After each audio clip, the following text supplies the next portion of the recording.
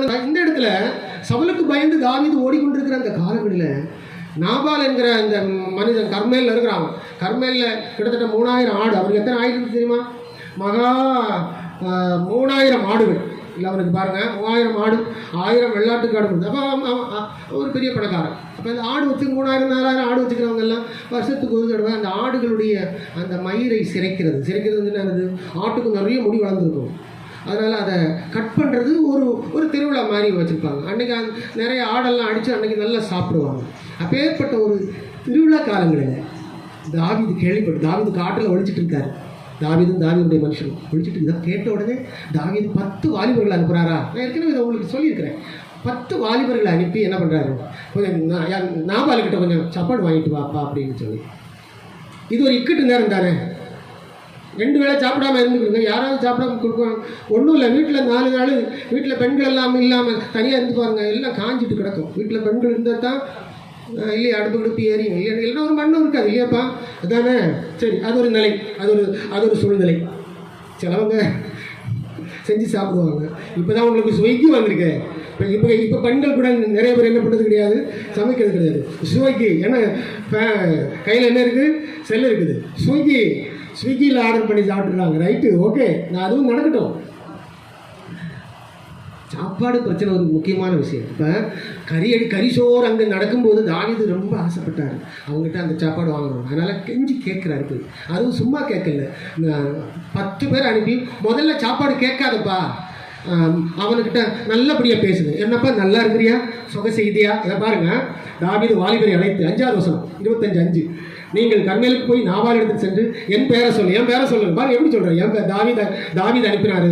அவன் சுக செய்தியை விசாரித்து அவனை நோக்கி நீ வாழ்க, நாபாலே நீ நல்லா இருப்பா அப்படின்னு. அப்புறம் உமக்கு சமாதானமும் உம்முடைய வீட்டுக்கு சமாதானமும் உமக்கு உண்டான எல்லாவற்றுக்கும் சமாதானம் உண்டாக என்று சொல்லி அவனை வாழ்த்தி. பார்த்தீங்களா, ஒரு வீட்டுக்குள்ளாடி போன உடனே அப்படி தான் நம்ம செய்யணும். ஒருத்தர் வீட்டுக்கு வந்தோடனே நல்லா இருங்கப்பா, நல்லா இருக்கிறீங்களா அப்படின்னு சொல்லி வாழ்த்தி, கடைசியில் அந்த வனாந்தரத்தில் நடந்த அந்த விஷயங்கள், உங்களுடைய ஆளுங்கள்லாம் வரும்போது, உங்களுடைய ஆடுகள் எல்லாம் மேய்க்கும் போது சிங்கமோ கரடியோ புலியோ ஏதாவது வந்துன்னா நாங்கள் தடுத்து நிற்போம். அப்புறம் உங்களுடைய ஆட்டு மந்தைகளுக்கும் எங்கள் ஆளுங்களுக்கும் எந்த விதமான சண்டையும் நடந்ததில்லை, நாங்கள் நல்ல ஃப்ரெண்ட்ஷிப்பாக அவங்களோட பழகிருக்கிறோம் அப்படின்னு நாங்கள் சொல்லுவார். அதனால் இப்போ இன்றைக்கி உங்கள் வீட்டில் ஒரு விசேஷம் நடக்குது, நல்ல நாளிலே வந்தோம் பாருங்கள். எனக்கு அந்த வார்த்தை ரொம்ப பிடிக்கும். 8வது வசனம் பாருங்கள், அதில் இடையில இருந்து வரும் பாருங்கள். நல்ல நாளில் வந்தோம், உம்முடைய கைக்கு உதவுவதை உம்முடைய ஊழியக்காரருக்கு உங்களுடைய குமாரனாகிய தாவீதுக்கு கொடுக்கும்படி வேண்டுகிறேன் அப்படின்னா இப்போ என்ன அர்த்தம்? நல்லா பிரியாணி செஞ்சு வச்சுக்கிறீங்க, நாங்கள் ஒரு 40-50 பேர் இருக்கிறோம், இல்லை நாங்கள் ஒரு 200 பேர் இருக்கிறோம், எங்களுக்கு கொஞ்சம் சட்டியில் போட்டு கொடுக்கல அப்படின்னு நம்ம பாஷையில் நான் கேட்குறேன். சட்டியில் போட்டு கொடுங்கன்னு சொல்லும்போது நாபால் என்ன பண்ணான், அவன் தாவீது, நாம என்ன கொடுக்க மாட்டோம் இல்லையா? அதே மாதிரி தான் நாபால் கர்த்தருடைய பிள்ளை, தாவீது கர்த்தருடைய பிள்ளை. தாவீதுக்கு அந்த அளவு கஷ்டம், அவனுக்கு கொடுக்கவே இல்லை, அவன் நாபால் கொடுக்கவே இல்லை. அதான் இக்கட்டு. உடனே தாவீது சண்டைக்கு வராப்பில் நாபாலுக்கு இருக்கிறத எல்லாத்தையும் வெட்டி காலி பண்ணிடணும். சும்மா கிளம்பும்போது அந்த பொண்ணு நல்ல பொண்ணு, நாபாலுடைய ஒய்ஃபு நல்ல பொண்ணு பாருங்கள். நாபாலுடைய ஒய்ஃப் எப்படிப்பட்டவங்க பாருங்கள். அந்த மனுஷனுக்கு நாபால் என்ற 3வது வசனம், அவன் மனைவிக்கு அபிகாயில் என்று பெயர். அந்த ஸ்திரீ மகா புத்திசாலியும் ரூபவதியுமாக. அது அந்த பொண்ணு நல்ல பொண்ணு பாருங்க. முதல்ல சொல்லப்பட்ட பொண்ணு தெளிலால் மோசமான பொண்ணு.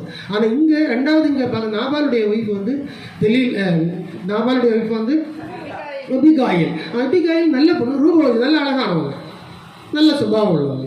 அவங்க நாபால் சொன்ன இந்த வார்த்தையை கேட்ட உடனே வேலைக்காரங்களை கூப்பிட்டு தாவீதுக்கு கொடுக்காம விட்டானுங்க.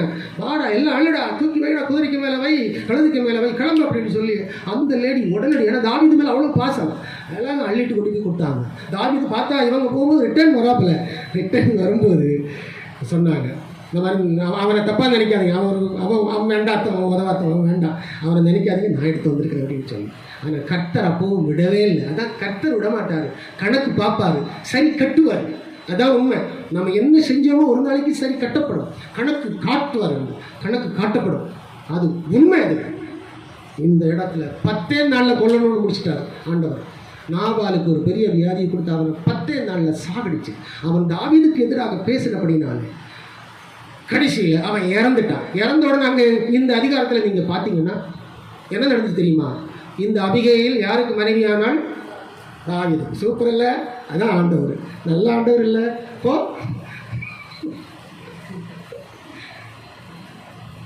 தாவீதுக்கு மனைவியானார். சரி, தாவீதுக்கு மனைவியானவங்க பைபிளில் இருக்குது, நான் சொல்கிறேன். அப்புறம் இன்னொன்று என்ன சொல்கிறது, அந்த ஆடு மாடுகள்லாம் யாருக்கு சொந்தமாகும்? தாவீதுக்கு சொந்தமாகும். இப்போ நீ என்னத்தை எடுத்துட்டு போனேன்? கர்த்தர் கணக்கு பார்த்து உல்டா பண்ணி விட்டாருங்க. ஆச்சரியமாக இருக்குது. அந்த இடத்துல படிச்சு போகுது. கணக்கு பார்க்கிற தேவன், ஹல்லேலூயா, அன்புள்ள தேவன். தாவீது அவ்வளோ பெரிய விசுவாசி. இன்னும் பைபிள் சில சுவாரஸ்யமாக இருக்குது. இந்த மாதிரி இது நாவாலே நினைச்சிருக்க மாட்டான். இந்த மாதிரி ஒன்று நடக்க போதோட நமக்கு அப்படின்னு நாவாலே நினைக்கல. இந்த என்னுடைய ஒய்ஃப் இப்போ தாவீதுக்கு மனைவியாக போறா, மனைவி ஆக போறான்னு நாவாலுக்கு தெரியாது. தெரியாமல் பேசினான். கர்த்தருடைய பிள்ளைக்கு எதிராக தெரியாமல் பேசினான். அன்னைக்கு அவனே சந்தோஷமா என்ன பண்ண, இதாப்பா அண்டா குண்டா எடுத்து வா, இதா எல்லாம் அள்ளிட்டு போ, உனக்கு நான் இல்லைன்னு சொல்லுவேனா அப்படின்னு செஞ்சுட்டான்னா அவன் ஒய்ஃப் அவங்ககிட்ட இருந்திருப்போம். அவன் செத்துருக்க மாட்டான். அவனுக்கு வியாதி வந்திருக்காது. கர்த்தருடைய பிள்ளையா இருங்க, கர்த்தருடைய பிள்ளையா வாழுங்க. கர்த்தர் நல்லவர். சிரிப்பு வருதா? கர்த்தர் நல்லவர். இக்கட்டு காலத்தில் அரணான கோட்டை, கர்த்தரை நம்புங்கள். அப்படி நாபாலுக்கு உள்ளதெல்லாம் தாவீதுக்கு சொந்தமாச்சு. இப்போ தாவீதுக்கு எப்படி இருந்திருக்கும்? அப்போ பரவாயில்ல, இனிமேல் சாப்பாட்டு பிரச்சனை இல்லை. தாவீதுக்குள்ள வேலைக்காரங்க எல்லாருமே தாவீதுக்கு சொந்தமாகி மாறினார்கள். ஆகையினால கர்த்தர் நல்லவர். இக்கட்டு காலத்தில் அரணான கோட்டை, தம்மை நம்புகிறவர்களை அறிந்திருக்கிறார். அதனால் நம்புங்க, சரியா? நல்லா நம்புங்க. நல்ல ஆண்டவர் மேலே அன்பு கூறுங்க. நல்ல ஆண்டவர் மேலே அன்பு கூறுங்க. Love your God, obey your God. கர்த்தரை நம்புங்க, ஆண்டவருக்கு கீழ்ப்படிங்க. எந்த சூழ்நிலையிலும் எதிர்பாருங்க. இப்படி நடந்துட்டு இருக்கும், ஆனால் வேற ஒன்று நடக்கும். அது நமக்கு நல்லதாக தான் நடக்கும். கண்டிப்பாக அது அப்படி தான் நடக்கும். கர்த்தர் அப்படி தான் நடக்க செய்வார். ஆகினாலே இதே தாவீதுதான் சொன்னார், என் பாத்திரம் நிரம்பி வழிகிறது என் ஜீவனுள்ள நாளெல்லாம். எனக்கு அந்த வசனம் எப்பவுமே ரொம்ப பிடிக்கும். என் பாத்திரம் நிரம்பி வழிகிறது என் ஜீவனுள்ள நாளெல்லாம் நன்மையும் கிருபையும் என்னை கேட்கிறார் இல்லையா? அப்போ கர்த்தர் இக்கட்டு நாளில் அரணான கோட்டை தானே, கோட்டையாக இருந்து மாறுதலை உருவாக செய்து வழி நடத்துகிற தேவன் உங்களோடு இருக்கிறார், என்னோடு இருக்கிறார். அவர் உங்கள் பெயரை ஜீவ புஸ்தகத்தில் எழுதி வைத்திருக்கிறார். உங்கள் தலைமயிரை எண்ணி இருக்கிறார். உங்களை உள்ளங்கையிலே வரைந்திருக்கிறார். உங்களை துல்லியமாக digitally he knows about you. Yes.